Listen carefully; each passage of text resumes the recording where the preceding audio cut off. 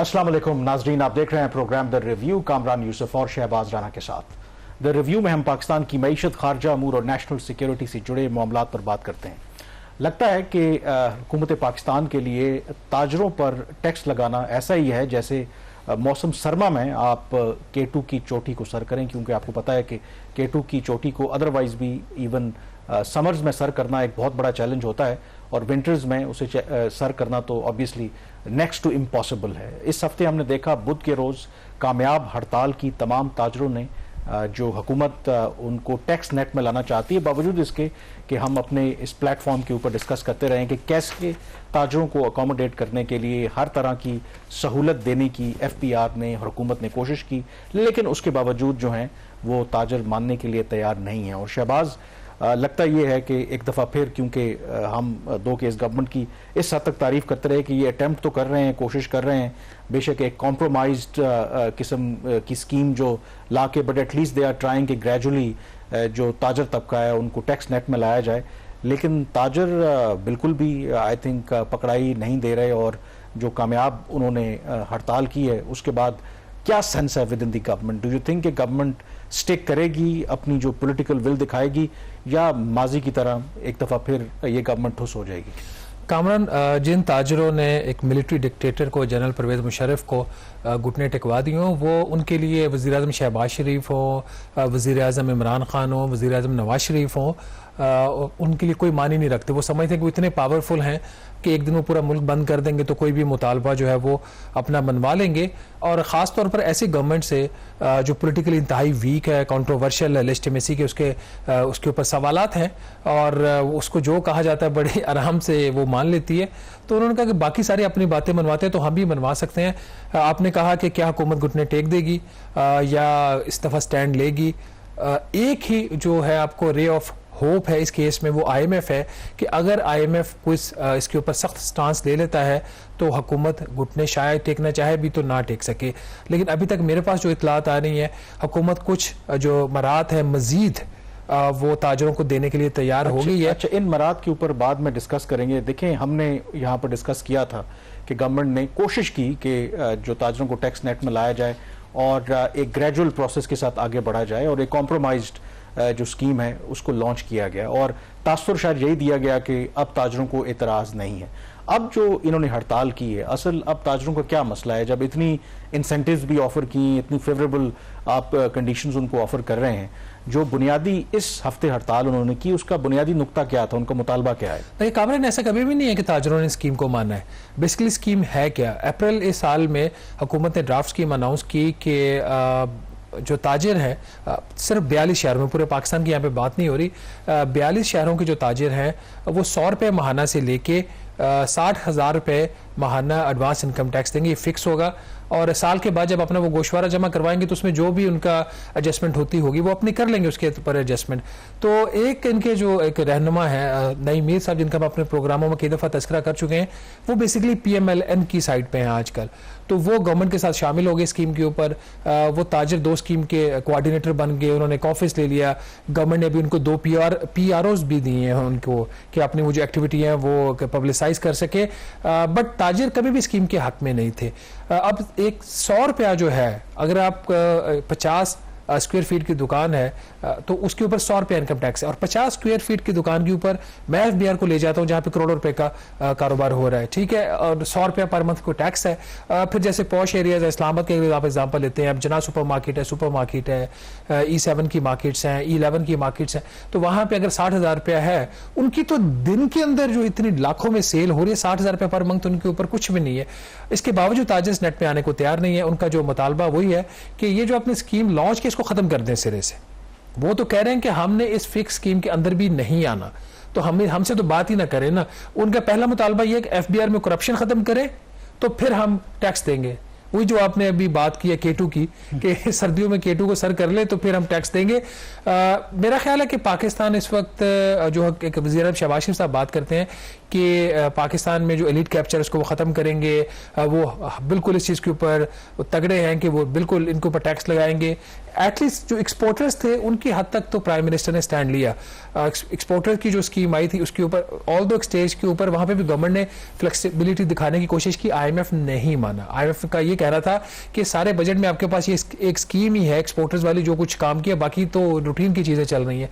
बहरहाल इस वक्त जो सूरत हाल है, जो हमारे रज़ाया बता रहे, 3 चीज़ों के ऊपर हुकूमत महारात देने के ऊपर सोच रही है। नंबर 1, अभी माहाना बुनियादों के ऊपर इनके ऊपर टैक्स लगाया गया ताजरों को, ये माहाना को करने जा रहे हैं या करना चाहते हैं क्वार्टरली बेस पे, सहमाही बेस के ऊपर, नंबर 1। नंबर 2, जो इसके ऊपर रेट्स हैं जो 100 रुपये से लेके 60,000 रुपये पर मंथ फिक्स टैक्स है, उसको भी कम करने की बात हो रही है। और कहा ये अब जा रहा है, FBR की तरफ से ये कहा जा रहा है, हुकूमत की तरफ से कहा जा रहा है कि जी ये कौन सा मतलब तरीक़ेकार है कि अगर सुपरमार्केट में एक शॉप, 2 मुख्तलिफ शॉप्स हैं, दोनों का एक जैसी आमदन है, तो बनाया किसने था? ये स्कीम बनाई किसने थी? मैंने तो नहीं बनाई थी, आपने भी नहीं बनाई, इन्हीं FBR के लोगों ने बनाई। इसी फाइनेंस मिनिस्टर ने उसको अप्रूव किया प्राइम मिनिस्टर की कंसल्टेशन के साथ। तो क्या किसी के खिलाफ एक्शन होगी? एक फॉल्टी स्कीम है। आज हमें क्यों बताया जा रहा है कि जी एक मार्केट के अंदर 2 शॉप्स के मुख्तलिफ उनकी प्रॉफिट हो सकते, बिल्कुल हो सकती है, तो आपको बनाते हुए ख्याल नहीं आया था। सेकंड कंसेशन यहाँ पे आ रही है। तीसरी कंसेशन जो है, जो ये खामोशी से देंगे, हेड क्वार्टर में अगर किसी को ग्रीवेंस है, वो कहता है कि मेरा 60,000 रुपए का रेट ज्यादा हो सकता है, जनरली ज्यादा हो सकता है, तो उसका एक ग्रीवेंस रिड्रेसल मैकेनिज्म है जो हेड क्वार्टर में लेवल पे था, उसको ये कर देंगे जिलाई लेवल पे, या उसके जो डिस्ट्रिक्ट ऑफिस है या रीजनल ऑफिस है वहां पे, तो बड़े खामोशी से आप चीफ कमिश्नर के पास जाएंगे, उसको बताएंगे और आपका मसला हल हो जाएगा। तो ये जो इसमें एक जो चीज मैं यहाँ पे बात करना चाहूंगा कि ठीक है, एक दिन की हड़ताल की, इस्लामाबाद, रावलपिंडी, बड़े शहरों में, कराची, जबरदस्त किस्म की हड़ताल, वो कामयाब रही। अब जाहिर है कि ताजरों के लिए भी इतना आसान नहीं होता, क्योंकि ताजरों की जो तंजीम है बड़ी स्ट्रांग है। मैंने भी देखा कि वो जो लोग शामिल नहीं भी होना चाहते उनको भी पुश करते हैं कि आप हर सूरत में इस हड़ताल को कामयाब बनाएं। तो गवर्नमेंट को आई नो कि नुकसान होता है आपकी मईशत को। अगर गवर्नमेंट वहां पे स्टांस ले, एक दिन की हड़ताल करने से आप घुटने टेक दें, आपको लगता नहीं है कि इस मिथ को चैलेंज करना चाहिए? आखिर ताजर, उनको भी तो, उनका कारोबार भी तो मुतासर होगा ना। आप अपारा मार्केट है, कितने दिन आप बंद रखेंगे? इनके अपने अंदर फूट पैदा होगी। तो गवर्नमेंट जो साइकोलॉजिकल ये गेम होती है, थोड़ा सा कह नहीं सकती कि ठीक है, हमने जो फैसला किया है उस पर हम कायम रहेंगे, हम नहीं मानेंगे, आपने जितनी हड़ताल करनी है करें आप। नहीं, मेरा नहीं ख्याल गवर्नमेंट इस पोजीशन में है कि वो इस तरह का स्टांस ले सकेगी, क्योंकि गवर्नमेंट इंतहाई कमज़ोर है। जो पॉलिटिकल और जो इकोनॉमिक मैनेजमेंट है गवर्नमेंट की, वो भी डिवाइडेड है। इस वक्त बहुत सारे फैसलों में जो डिप्टी प्राइम मिनिस्टर सागदार साहब वो फैसले कर रहे हैं। बहुत सारी जगहों पे जो ट्रांसफ़र पोस्टिंग्स हो रही हैं, जो इकॉनमी से रिलेटेड चीज़ें हैं, उस पर जो प्राइम मिनिस्टर के ट्रस्टवर्दी मिनिस्टर है, मिनिस्टर फॉर इकोनॉमिक अफेयर्स आहत खान चीमा साहब, वो उनका उसमें की रोल है। तो फाइनेंस मिनिस्टर के पास तो 2-3 अब फंक्शंस रह गए। वो FBR की डिजिटलाइजेशन के ऊपर काम कर रहे हैं, IMF के प्रोग्राम को देख रहे हैं, और स्टेट और एंटरप्राइजेस की जो मामला है उसको देख रहे हैं, जो कि तीनों काम इंतहाई अहम है, कुछ छोटे काम नहीं है। बट ओवरऑल जो एक होते थे फाइनेंस मिनिस्टर का जो केक बहुत बड़ा होता था, वो काफी हद तक वो एक छोटा सा उसका एक पाई रह गया है। This is what he is trying to do. तो इस सारी सूरत हाल में डिवाइडेड हाउस में हुकूमत किस हद तक स्टांस ले सकती है, किस हद तक नहीं, एक अब हम उस चीज की तरफ बताते हैं कि अपने उनके इत्तेहादी MQM का भी आज स्टेटमेंट आया, उन्होंने भी अपोज किया है कि जी हम तो ताजरों के ऊपर ये जुल्म नहीं होने देंगे। तो इनकी लॉबिंग जो है वो हर जगह पे मौजूद है। हम नहीं कहते कि किसी के साथ ज्यादती हो, इट्स अ फैक्ट कि जो हुकूमत है वो टैक्सों का बोझ अवाम के ऊपर डाल रही है, लेकिन जब सारों के ऊपर बोझ डल रहा है, अरबों करोड़ों का ये लोग कारोबार करते हैं, जायज़ जो अपना टैक्स है उनको देना चाहिए। और उस पर अगर आप एक ब्लैकमेल करके हुकूमतों को अगर कॉम्प्रोमाइज़ करवा लेंगे तो ये तो अच्छी बात नहीं है असल में। देखिए कामरान, इसलिए तो मैं अब जो इस आखिरी जो कंक्लूजन की तरफ बढ़ते हुए जो मैं बात करना चाह रहा था कि एक नहीं 2 पाकिस्तान है, एक ताजरों का पाकिस्तान और एक बाकी जो अवाम है, हमारे जैसी पिसी हुई कमज़ोर लोग जिनकी कोई आवाज़ नहीं है, जिन्होंने 368 अरब रुपया इनकम टैक्स दिया सैलरी क्लास ने पिछले साल, और इन ताजरों ने दिया 17.5 अरब रुपया। तो 17.5 अरब रुपये जो दे रहा है टैक्स, उसकी सुनी जा रही है, और जिसने 368 अरब रुपया दिया उसको नहीं सुना जा रहा। और इस वक्त नाजरीन, हुकूमत ने जिस दिन ताजरों ने उस पर हड़ताल की, उसी दिन हुकूमत ने इनकम टैक्स का नया गोशवारा ताजरों के लिए जो है वो इसका इजरा किया। ये 3 सफ़ों का गोशवारा है जिसमें 34 सवालात हैं, और उसके मुकाबले में अगर आप ताजिर नहीं है, वो शख्स जो टैक्स पेयर बनना चाह रहा है इस पाकिस्तान में, अपनी आमदन के ऊपर टैक्स देना चाह रहा है, उसके लिए 28 सफ़ों का इनकम टैक्स का गोशवारा है। 28 सफ़ों का। ताजरों के लिए है सिर्फ 3 सफ़ों का 34 सवालात, और जो आम बंदा है उसके लिए जो सवालात भी मोर देन 300 है। ताजरों को इस बात की भी छूट दे दी गई है, जो हुकूमत ने ड्राफ्ट नोटिफिकेशन जारी किया है इसका इनकम टैक्स के गोशवारे का, कि वो अपने जो असासे हैं उनकी वो मुकम्मल तफसीलात ना बताना चाहें तो मत बताएं। उनको बैंक अकाउंट्स भी डिस्क्लोज करने की कोई जरूरत नहीं है। तो एक नहीं 2 पाकिस्तान। ताजरों को क्या करना है और उसके बाद आम शहरी को क्या करना है अगर उसने गोशवारा जमा करवाना है। पहले ताजरों का सुन लीजिए। ताजिर सिर्फ यह बताएगा उसकी एक इमूवेबल प्रॉपर्टी है उसकी वैल्यू क्या है, फिर जो मूवेबल प्रॉपर्टी उसकी वैल्यू क्या है, टोटल उसका कितना हो गया असासा, और उसके बाद उसकी जो लायबिलिटीज हैं वो कितनी है, उसने टोटल अपने पर्सनल अखराजात कितने किए, और जो उसकी टैक्सेबल इनकम बनती है वो कितनी उसने पे की। ये 3 सफ़ों का उसका गोशवारा है। जो असल जो चीज होती है वेल्थ स्टेटमेंट, कोई वेल्थ स्टेटमेंट नहीं है। ये बताना है कि आपकी मूवेबल प्रॉपर्टी कितनी है, इमूवेबल प्रॉपर्टी कितनी है, टोटल एसेट कितना हो गया और इसके अगेंस्ट टोटल लायबिलिटी कितनी होगी। अब आ जाते हैं आम पाकिस्तानी की तरफ, जो कि ताजिर के पाकिस्तान में नहीं रहता, एक आम से पाकिस्तान में रहता है, जिसकी शनवाई ना वज़ीर आज़म शहबाज शरीफ साहब के पास है, ना आर्मी चीफ के पास है, ना SIFC के पास है। उसके लिए क्या करना है, उसको जब ये वेल्थ स्टेटमेंट फिल करना पड़ती है उसको क्या क्या बताना पड़ता है। उसके पास एंटीक्स कितनी है, आर्टिफैक्ट्स कितने हैं, ज्वेलरी कितनी है, उसके अलावा उसके जो हाउस होल्ड इफेक्ट्स है, आपका फर्नीचर है तो कौन सा है, ये आपने अपने गोशवारे में बताना है। उसकी वैल्यू कितनी है, आपकी जो पर्सनल आइटम्स हैं, आपने कुछ पर्सनल अपने वॉच है, कुछ आपके क्लोथ्स हैं, उसकी वैल्यू क्या है वो भी बताएं। आपके पास कैश कितना है नॉन बिजनेस वो भी बताएं। कैश बताएंगे तो क्या करेंगे, बैंक अकाउंट्स बताएंगे। ताजिर ये बात नहीं बताएंगे क्योंकि हुकूमत ने उनको एग्जाम कर दिया है। फिर इसके साथ ही अगर कोई और आपका असासा है वो भी बताएं। फिर पाकिस्तान के अंदर आपके टोटल असासे कितने हैं वो भी बताएं। पाकिस्तान के बाहर कितने असासे हैं वो भी बताएं। जो कैश है उसमें नोट्स कितने हैं, कॉइन्स कितने हैं वो भी बताएं।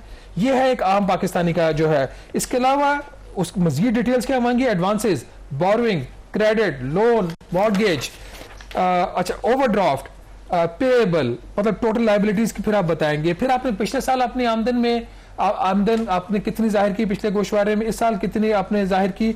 ये एक लंबी एक फहरिस्त है और ये है उसका पाकिस्तान जिसके पास ये पावर नहीं है, स्पीड पावर उसके पास नहीं है, कुछ शटर डाउन कर सकता है। मेरे पास और आपके पास चॉइस नहीं है कि हम काम पे नहीं आएंगे, काम पे नहीं आएंगे तो नौकरी पे निकाल दिए जाएंगे, हम सड़कों पे नहीं आ सकते। तो कामरान ये है शहबाज शरीफ साहब का वो पाकिस्तान जिसका उन्होंने दावा किया था कि जो एलीट कैप्चर है उसको वो खत्म करेंगे। और ये तो जो आईन पाकिस्तान है उसकी भी खिलाफ वर्जी है, क्योंकि पाकिस्तान का जो आइन है वो बड़ा वाज़ेह है कि हर शहरी को आपने मुसावी तौर पर इक्वली ट्रीट करना है। लेकिन clearly you are absolutely right कि यहाँ पर जिसका जोर और धौंस चलती है उसके वारे न्यारे हैं, लेकिन जिसकी कोई सुनवाई नहीं है तो सारे मसाइल उसके लिए। यहाँ पे ब्रेक लेंगे, ब्रेक के बाद जिक्र करेंगे कि सऊदी अरब जो है उसने दिलचस्पी जाहिर की है जो रेकोदिक माइंस हैं उसमें अपना हिस्सा डालने के लिए या उसके जो खरीदने के लिए जो भी वहाँ पर इस वक्त डेवलपमेंट हो रही है। तो ब्रेक के बाद इस पर बात करेंगे।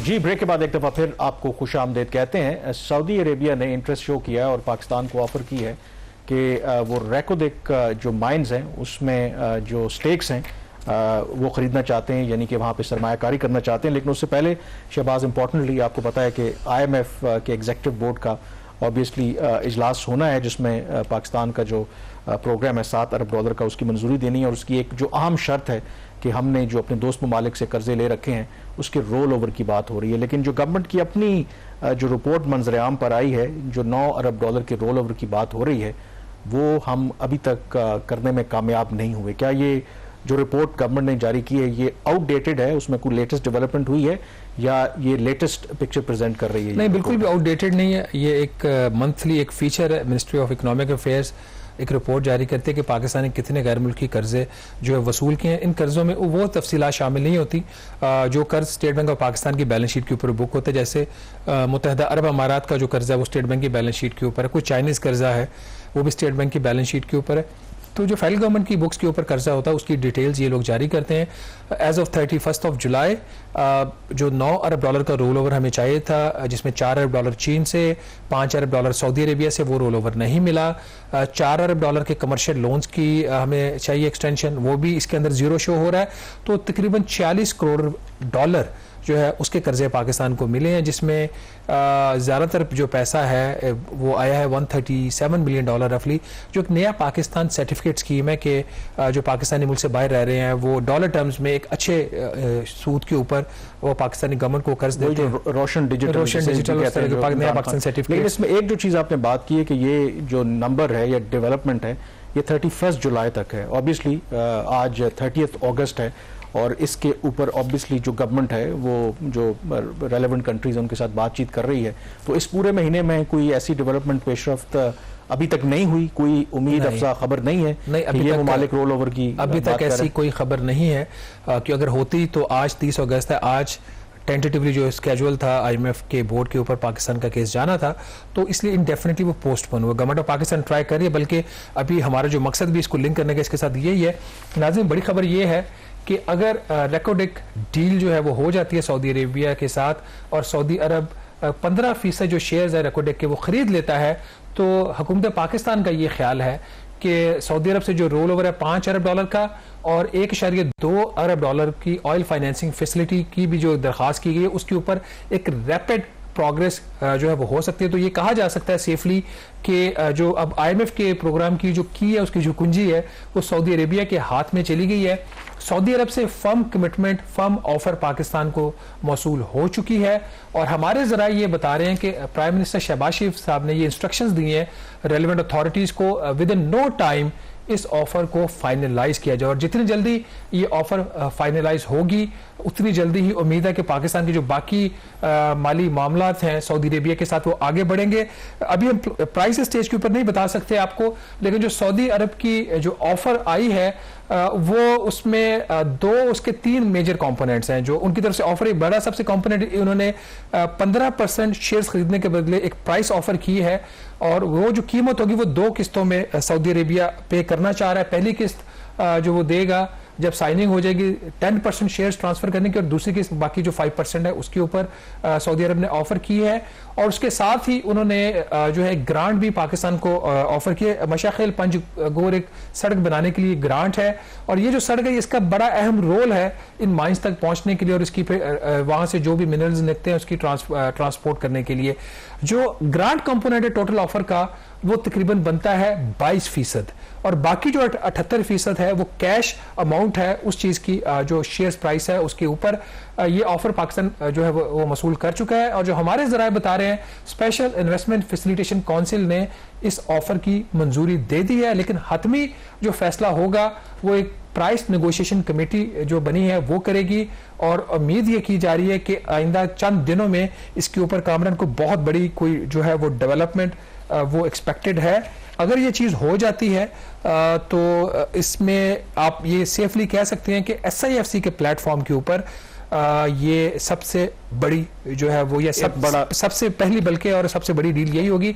ऑल्दो इसका जो साइज है टोटल ऑफर का वो $1 बिलियन को टच नहीं कर रहा, उसे काफी नीचे, वो कितना भी हम नहीं बताएंगे। चले, लेकिन इसमें जो इम्पोर्टेंट बात है जो रेकोडेक माइंस हैं, ऑब्वियसली पाकिस्तान को कुदरत ने जो है ना इस तरह की जो नेचुरल रिसोर्सेज से नवाजा है और गेम चेंजर हो सकता है कि अगर आप सही तरीके से डील करें। कहा यह जाता है कि दुनिया में चंद ही इतने बड़े जो माइंस हैं जहां पर कॉपर और गोल्ड के ज़खायर हैं और एक रफली एस्टिमेट के मुताबिक वंस इट इज़ ऑपरेशनल तो अगले 50 साल तक वहाँ से कॉपर और गोल्ड निकल सकता है और जो हमारी मईशत में इसका बड़ा एक अहम रोल हो सकता है। इसमें जो मेरे लिए जो एक सिग्निफिकेंट बात है, देखें बलूचिस्तान एक तो आगे चल के हम जिक्र भी करेंगे जो इसी हफ्ते वहाँ पर जो दहशतगर्दी के वाक़यात हुए और in the eye of the storm है because of CPEC and other factors.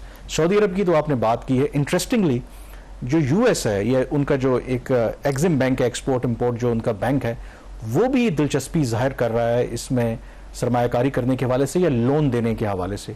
ये I think it's a very significant development. It could have जो जियो स्ट्रेटेजिक उसकी इंप्लीकेशंस भी हो सकती हैं क्योंकि Balochistan is always very sensitive for Chinese as well. ये क्या डेवलपमेंट है, क्या पाकिस्तान भी रिसेप्टिव है कि US से कर्जा ले इस हवाले से? देखिए, 2-3 चीज़ों को मिला के देखना पड़ेगा, and now we are giving our analysis, not the hard information, and that is कि जो एक यूएस का एक है कि पाकिस्तान के अंदर जो चाइनीज इन्फ्लुएंस है वो इतना ज़्यादा ना, और ये जो माइंस हैं कॉपर एंड गोल्ड की, ये इंतहाई अहम है। इस वक्त जो रेकॉर्ड की जो शेयर होल्डिंग है 50% बैरक गोल्ड के पास है, 25% वफाकी हुकूमत के पास है, और 25% बलोचिस्तान की सूबाई हुकूमत की मलकियत है। जो वफाकी हुकूमत का 25% है उसके अगेंस्ट ये 15% की जो है वो ऑफर आई है सऊदी अरेबिया से। क्या पाकिस्तान गवर्नमेंट इसको एक्सेप्ट करती है? 15% देती है, 10% देती है। प्राइस जो हमें पता चली है बाय एंड लार्ज उसी के आसपास रहेगी, कोई मेजर उसके अंदर नहीं है। लेकिन हम इसको बहुत अच्छी ऑफर भी नहीं कह सकते और बहुत बुरी ऑफर भी नहीं कह सकते। It's a good offer. जो आपने बात की कनेक्शन की, बैरक गोल्ड आ गया, बैरक गोल्ड के साथ सऊदीज आ गए, और जो यूएस की जो एक्सिम बैंक है वो इसके लिए तकरीबन 1.5 से 2 अरब डॉलर का कर्ज देना चाह रहा है इसके लिए। बट उनकी शर्त ये है, जो हमने प्रोग्राम में डिस्कस भी किया था अपने वन ऑफ द प्रोग्राम्स, कि वो मांग रहे हैं प्रेफरेंशियल क्रेडिटर का स्टेटस, विच मीन्स उनका जो कर्ज होगा वो रिस्केजुअल नहीं हो सकता। उसके ऊपर अगर डिफॉल्ट कोई अगर खुदा न खास्ता पाकिस्तान कर जाता है तो फर्स्ट चार्ज उनका होगा। उसके बहुत सारे इस तरीके से उसके एडवांटेजेस होते हैं, जो कि इस वक्त जो प्रेफरेंशियल क्रेडिटर का जो स्टेटस है वो IMF का है, वर्ल्ड बैंक का है, ADB का है, AIIB का, इस तरह का एक्सिम बैंक्स का नहीं है। तो अगर ये पाकिस्तान ने ऑफर कर दिया, जो कि अभी तक पाकिस्तान ने नहीं किया उनको, तो फिर ये जरूर हो सकता है कि फिर कल चाइना भी कहे, साउथ कोरिया भी कहे, कोई और मुल्क भी कहे कि हमारे एक्सिम बैंक को भी आप ये वाला स्टेटस दो। बट अगर नाज़रीन इसकी आप ओवरऑल इंपॉर्टेंस देखें तो ये डील जो है रेको डे की, ये पाकिस्तान के लिए इंतहाई अहमियत की हामिल है। नंबर 1, ये SIFC की सबसे बड़ी डील होगी अभी तक SIFC के प्लेटफॉर्म से फॉरेन इन्वेस्टमेंट पाकिस्तान में नहीं आई, तो अगर ये आ जाती है तो SIFC के पास कम से कम कुछ दिखाने के लिए होगा। नंबर 2, अगर ये जो डील सक्सेसफुल हो जाती है तो इसका एक पॉजिटिव इंपैक्ट आएगा IMF के प्रोग्राम के ऊपर। नंबर 3 एंड मोर इंपॉर्टेंटली, इसके साथ वाले जो ब्लॉक्स हैं जहां पे अभी रिजर्व्स प्रूवन नहीं है, उसके अंदर भी हमारे जरा ये बता रहे हैं कि सऊदी अरेबिया जो है इंटरेस्टेड है एटलीस्ट 30% स्टेक्स लेने के लिए। तो ये एक मेजर डेवलपमेंट है, और हमारी इत्तला इस वक्त ये है कि आर्मी चीफ और प्राइम मिनिस्टर दोनों इसको माइन्यूटली खुद भी ऑब्जर्व करें और जहां जहां पे रुकावटें भी आ रही है उसको दूर भी करें। बहरहाल लेट्स सी इसका क्या आउटकम निकलता है, इसके बारे में हम आपको आगे भी आगाह करते रहेंगे। यहाँ पे छोटी सी ब्रेक लेंगे और ब्रेक के बाद जब वापस आएंगे तो बात करेंगे कि बलूचिस्तान की जो सूरत हाल है वो किस हद तक खराब हो चुकी है और क्यों हुई है, और मोर इंपॉर्टेंटली जून में जो बलूचिस्तान के वजीर आला हैं उन्होंने प्राइम मिनिस्टर को क्या कहा था, जिसका प्राइम मिनिस्टर ने कोई जवाब नहीं दिया, तो उसका क्या बैकग्राउंड है। स्टे विद अस।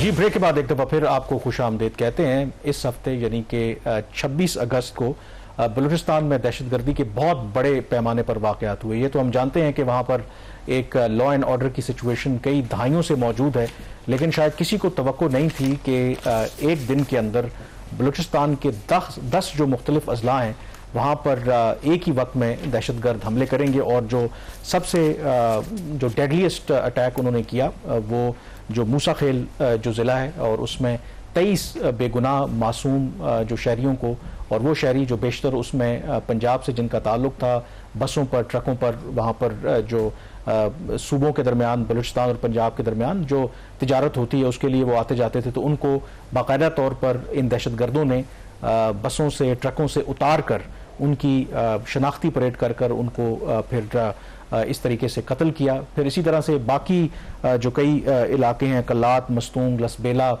इन इलाकों में भी फिर दहशतगर्दी के वाक़यात हुए, और इस दौरान फिर पाकिस्तानी सिक्योरिटी फोर्सेस ने रिस्पांस भी दिया और 21 दहशतगर्दों को मारा, जबकि 14 जो पाकिस्तानी जवान या लॉ इन्फोर्समेंट एजेंसी के पर्सनल हैं वो भी इसमें शहीद हुए। अब उसके बाद शहबाज जो बड़ी डेवलपमेंट्स हुई 2-3, उसमें एक तो कल एपेक्स कमेटी का एक अहम इजलास क्वेटा में हुआ जिसकी सदारत वज़ीर-ए-आज़म शहबाज शरीफ ने की। आर्मी चीफ भी मौजूद थे, अहम वज़रा बलूचिस्तान के चीफ मिनिस्टर वो मौजूद थे। उसमें 2-3 बातें सामने आई हैं। एक तो पॉलिटिकल लेवल पर यह कहा गया, क्योंकि एक बड़ा अहम सवाल है कि इस मामले को कैसे डील किया जाए, क्या एक फुल फ्लेज मिलिट्री ऑपरेशन किया जाए, डायलॉग किया जाए। तो उसमें एक जो आप कह सकते हैं कि रेड लाइन जो गवर्नमेंट की तरफ से सामने आई है कि जो लोग पाकिस्तान के आइन या पाकिस्तान के झंडे को नहीं मानते उनके साथ तो मुज़ाकरात नहीं होंगे, लेकिन जो लोग पाकिस्तान के आइन और पाकिस्तान के झंडे को मानते हैं उनके साथ बातचीत हो सकती है। दूसरा जो फैसला लिया गया है उसमें आई थिंक इम्पॉर्टेंट है कि वहाँ पे बलूचिस्तान एक हार्ड एरिया भी है। आपको पता है कि बहुत से आपको भी एक्सपीरियंस होगा, जो सिविल सर्वेंट्स हैं वहाँ पर अगर उनकी ट्रांसफ़र पोस्टिंग हो तो वो जाने से कतराते हैं, उनको भी इंसेंटिव देने की कोशिश की गई है। मसलन ये फैसला किया है कि जो 48 कॉमन के जितने जो सिविल सर्वेंट्स हैं उनको 1 साल के लिए तमाम के तमाम लोगों को बलूचिस्तान में डिप्लॉय किया जाएगा। ये फैसला लिया है प्राइम मिनिस्टर ने अनाउंस किया। 51 कॉमन है, इसका मतलब है 48 कॉमन के और 1.5 साल पहले जो लोग आए थे सर्विस में, और 49th कॉमन के जो लोग हैं उनको 1.5 साल के लिए वहां पे रखा जाएगा। और इंसेंटिव वो कह रहे हैं उनको ये देंगे कि जो भी ऑफिसर्स वहां पे जाएंगे उनको हर 3 महीने के बाद 4 जो एयर टिकट्स हैं वो फ्री दिए जाएंगे। उनकी जो मेरिट जो पॉइंट्स होते हैं उनमें 3 इजाफी उनको पॉइंट्स दिए जाएंगे और बाकी इंसेंटिव्स भी दिए जाएंगे। ये तो एक उन्होंने कोशिश की है। फिर उसके बाद इंटेलिजेंस बेस्ड ऑपरेशन भी हुए हैं 29 और 30 की दरमियानी शब, और ये केच, योब और पंजगूर में हुए हैं। और ISPR के मुताबिक 5 जो दहशतगर्द हैं वो इसमें मारे गए हैं। और अब आप जिक्र कर रहे थे कि जून में क्या वार्निंग दी थी बलूचिस्तान के चीफ मिनिस्टर ने, जिसको इग्नोर किया था प्राइम मिनिस्टर ने। कामरान, 2 चीज़ें, एक तो वज़ीर दाखिला मोहसिन नकवी की भी स्टेटमेंट आई है, आपने वो सुनी होगी। उसने कहा कि नॉर्मल वाक़या नहीं है। अमूमी तौर पर जो भी पता था लोगों को कि बलूचिस्तान लिबरेशन आर्मी ने इसकी रिस्पॉन्सिबिलिटी ली। उनका ये कहना है कि इसमें 2 तंजीमें इन्वॉल्व हैं। मोर इम्पॉर्टेंटली जिसका आपसे भी रिलेटेड चीज़ है कि उनका ये वाक़या इसलिए किया गया है कि जो अक्टूबर में पाकिस्तान शंघाई कॉर्पोरेशन ऑर्गेनाइजेशन का इजलास करना चाह रहा है, तो उसको सैबोटाज करने की ये एक अटेम्प्ट है, which is a quite serious statement. इसका मतलब है कि इस वाक़े का बलूचिस्तान की महरूमियों से, वहाँ की जो overall law and order situation उससे नहीं है, बल्कि एक इंटरनेशनल एक अटेम्प्ट है अपेरेंटली, जिसका जो इशारा है वो इंडिया की तरफ जा रहा है कि इंडिया नहीं चाहता कि SCO हो और पाकिस्तान के अंदर इंटरनेशनल जो है इस तरह की एक्टिविटीज़ हो। उसके रिलेटेड जो बात मैं कर रहा था, बजट से चंद दिन पहले एक इजलास हुआ था जिसकी सदारत वज़ीर आज़म ने की थी, और उस इजलास में जो बलूचिस्तान के चीफ मिनिस्टर है उन्होंने बड़े वाज़ेह अल्फाज में जो सारी ओवरऑल वहाँ पे जो सिक्योरिटी की सूरत हाल थी और जो डेवलपमेंट की नीड्स थी उसके बारे में प्राइम मिनिस्टर को बताया था। और हमारे ज़रा ये बता रहे हैं कि आगे से जो उन्होंने वहाँ पे एक ओवरऑल पिक्चर पेंट की जो कि अच्छी नहीं थी और इसी किस्म के हालात की तरफ वो इशारा कर रही थी, उसका उस तरीके से खातिर खा वज़ीर आज़म साहब की तरफ से जवाब नहीं दिया गया। तो हुकूमत को चाहिए कि अगर इस तरह की कोई चीज़ हो और अगर प्रोविंशियल जो पॉलिटिकल लीडरशिप है इसके हवाले से कोई पॉइंट रेस करे, कोई इशू रेस करे, उसको मेरा ख्याल है संजीदगी से लेना चाहिए। तो हो सकता है बहुत सारे वाक़े से बचा जा सकता है। और ऑल्सो गिवन द फैक्ट कि जब हम जो रैकोदिक माइंस हैं वहाँ से अपनी मईशत को एक सहारा देना चाहते हैं और बाकी भी जो पोटेंशियल है बलूचिस्तान का, गवादर पोर्ट भी है वहाँ पर, वो सिर्फ उसी सूरत में हो सकता है जब वहाँ पर लॉ एंड ऑर्डर की जो सिचुएशन है वो बेहतर होगी। यहाँ पे ब्रेक लेंगे, ब्रेक के बाद हमें ज्वाइन करेंगे सैयद अली शाह, क्वेटा से सीनियर जर्नलिस्ट हैं बलूचिस्तान से। तो उनसे पूछेंगे कि ये जो वाक़यात हुए क्या ये सरप्राइज़ था, और उसके बाद जो हुकूमत पाकिस्तान का बलूचिस्तान गवर्नमेंट का रिस्पॉन्स है क्या वो सेटिस्फैक्ट्री है। ब्रेक के बाद इस पर बात करेंगे।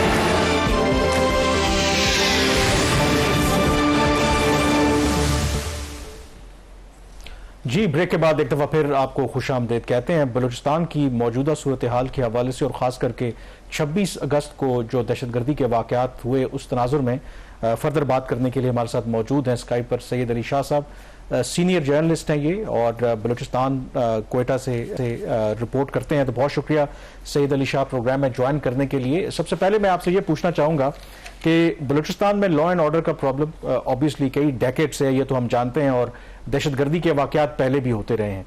लेकिन जो 25 और 26 अगस्त की दरमियानी रात जो वाक़यात हुए, कोऑर्डिनेटेड दहशतगर्दी के वाक़यात 10 मुख्तलिफ अजला में, डू यू थिंक ये बहुत सरप्राइज था वहाँ पर जो बलूचिस्तान की अथॉरिटीज़ भी हैं, आपके लिए भी, या एंटिसिपेट कर रहे थे वहाँ पर इस तरह का बड़ा जो हमला है या इस तरह की बड़ी कार्रवाइयाँ हैं दहशतगर्दों की तरफ से?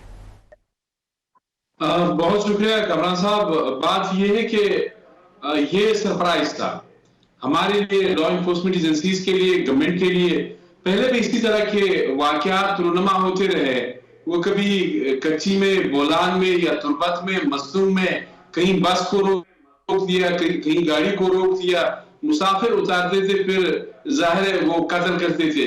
लेकिन ये पहली मरतबा हुआ कि बलूचिस्तान के 10 अजला में बैक वक्त मुसल्लह लोग आते हैं, वो पुलिस स्टेशन पे, नेवी स्टेशन पे हमलावर होते हैं, फोर्सेस को निशाना बनाते हैं, गाड़ियों से मुसाफिरों को उतारते हैं। तो ये यकीनन बड़ा सरप्राइज था लोगों के लिए और गवर्नमेंट के लिए।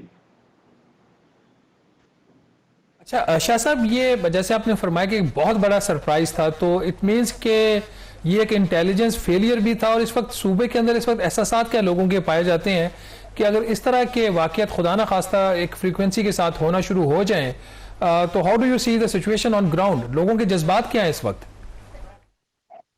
देखिए, जहां तक लोगों की जज्बात की बात है, ये 2006 से लेके 2013 तक इसी तरह के वाकयात रुनमा होते रहे। क्वेटा शहर में दिन को 12 धमाके भी हमने रिपोर्ट किए हैं। इसी तरह डेरबुक्टी, कोलू, अवारान या जो दीगर ट्रबल एरियाज है, मुसलसल हम रिपोर्ट करते रहे, लेकिन वो जाहिर है स्केल इतना बड़ा नहीं था। ये नो डाउट स्केल बहुत बड़ा था, काफी इसमें कैजुअलिटीज हो गई, और ऑल ऑफ अ सडन 10 अजला में बैक वक्त अगर हमले होते हैं तो यकीनन ये सिक्योरिटी जो एजेंसीज है या जो लोकल एडमिनिस्ट्रेशन है, सिविल एडमिनिस्ट्रेशन है, ये यकीनन बड़ा चैलेंजिंग है इनके लिए। लेकिन मेरे ख्याल में बलूचिस्तान को थोड़ा सा सिक्योरिटी लेंस से थोड़ा सा आगे देखना चाहिए कामरान साहब। देखिए, बलूचिस्तान को जब से मैं रिपोर्ट कर रहा हूं 22-23 साल से, बलूचिस्तान को हमेशा इंतजामी तौर पर देखा जाता है। हालांकि बलूचिस्तान का मसला सिर्फ इंतजामी नहीं है। ये नहीं है कि आपने कहीं पे 2 हवलदार तैनात किए थे तो अब आपने बढ़ा दिए, कोई 10 आपने तैनात कर दिए। मेरा जाती पॉइंट ऑफ व्यू है कि बलूचिस्तान का जो मसला है वो सियासी इख्तियार का है, आईनी है, माशी है, सियासी है। जब तक इन इश्यूज को एड्रेस नहीं किया जाता, बलूचिस्तान में ये अनरेस्ट का सिलसिला जारी रहेगा। देखिए, माजी में बड़े अटेम्प्ट्स हुए, यानी खासकर मैं जिक्र करूंगा 2013 में हो रही है। ये जो आप बात कर रहे हैं कि बलूचिस्तान का जो मसला है वो इंतजामी नहीं बल्कि सियासी है, ये बिल्कुल आप बात ठीक कह रहे हैं। तो अगर इसको सामने रखें तो जो हुकूमत की तरफ से, फेडरल गवर्नमेंट की तरफ से आफ्टर दीज अटैक्स जो इकदाम लिए गए हैं, वो तो इसको अपेरेंटली लगता है कि इंतजामी मसला ही समझते हैं। कल हमने देखा कि एपेक्स कमेटी का क्वेटा में जो इजलास हुआ, उसमें एक जो फैसला लिया गया है कि मसलन जो सिविल सर्वेंट्स हैं बलूचिस्तान में सर्व करने के लिए कतराते हैं, तो उनको इंसेंटिव देने के लिए उन्होंने क्या किया है कि मसलन जो 48 कॉमन के जितने सिविल सर्वेंट्स हैं, 1 साल के लिए उनके लिए मैंडेटरी है कि वहां पर बलूचिस्तान के अंदर मुख्तलिफ अजला में सर्व करें, और जो सर्व करेंगे उनको मुख्तलिफ पर्क्स एंड प्रिविलेजेस दिए जाएंगे। तो डू यू थिंक कि गवर्नमेंट को आफ्टर इवन दीज इंसिडेंट्स अभी तक अदराक नहीं है? जो कल की भी एक एपेक्स कमेटी का इजलास हुआ है, तो उसके बाद आपकी क्या सेंस है? देखिए, जाती मैं देख रहा हूं कि ये कॉस्मेटिक और सिंबॉलिक स्टेप्स है। देखिए, जो कमिटमेंट, जो कैपेसिटी, जो नो हाउ, जो नॉलेज बलूचिस्तान के लोकल अफसरान की है, वो पंजाब, सिंध, खैबर पख्तूनख्वा से आने वाले जो अफसरान हैं, ये उनकी नहीं है। अब जाहिर है, आपने ठीक कहा, मैंने भी कल एपेक्स कमेटी की जो तफसीलात है सारी देखी।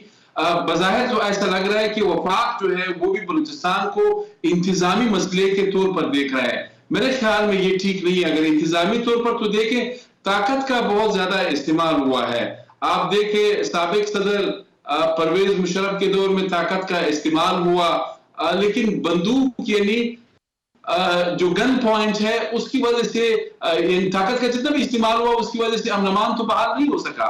ये 1-2 महीने की अनईजी काम होता है, उसके बाद अचानक जो है बड़ा वाकया रुनमा होता है। अब कहने का मकसद ये है कि हमने देखा गुज़श्ता 7-8 सालों के दौरान वाकयात बड़े कम थे, लेकिन कम वाकयात होते थे, उनके इंपैक्ट ज्यादा थे। मिसाल के तौर पर कराची में चाइनीज एम्बेसी को टारगेट करना, स्टॉक है एक्सचेंज को टारगेट करना, गवादर में पर्ल जो कॉन्टिनेंटल होटल है उसको टारगेट करना।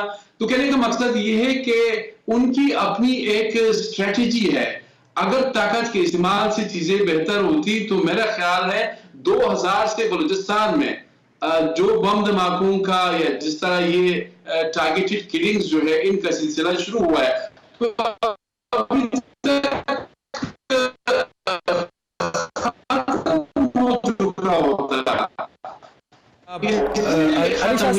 ये खैर ये एक बदकिस्मती है कि बहुत सारे जो सीरियस मसाइल हैं उसको हम इंतजामी मसला समझते हैं। आपने फरमाया कि ये आईनी, सियासी और मुआशी मसला है। जो आइन के अंदर 18वीं तरमीम हुई थी और फिर 10वां जो 7वां नेशनल फाइनेंस कमीशन अवार्ड आया, उसके बाद अब बलूचिस्तान का जो हिस्सा है वफाक के वसाइल के अंदर वो काफी हद तक बढ़ गया है। और अगर आप उनकी बजट की बैलेंस शीट को देखें तो उसमें जो बलूचिस्तान की हुकूमत है उसके पास कैश सरप्लस होता है साल के आखिर में, वो खसारे में नहीं जा रही। तो अगर वफाक से इतना पैसा ट्रांसफर हो रहा है तो क्या वो पैसा जमीन के ऊपर, ग्राउंड के ऊपर, इन प्रोजेक्ट्स के ऊपर खर्च नहीं हो रहा? आपका मतलब क्या है जब आप कहते हैं कि ये मुआशी मसला है? देखिए, मेरा मकसद यकीनन 18वीं तरमीम में आपने जो जिक्र किया, यकीनन 18वीं तरमीम में बलूचिस्तान समेत जितने भी छोटे सूबे हैं उनका जो लॉन्ग स्टैंडिंग डिमांड था वो एड्रेस हुआ। कोई ऐसा चीज नहीं, दीवारों पे हम ये जो वॉल चेकिंग करते थे, बैनर्स पे या प्लेकार्ड्स पे बलोच को परस जमाते या पश्तून को परस जमाते या सिंधी को परस जमाते, ये जो डिमांड्स कर रही थी 18वीं तरमीम में वो सारी चीजें एड्रेस हो गई।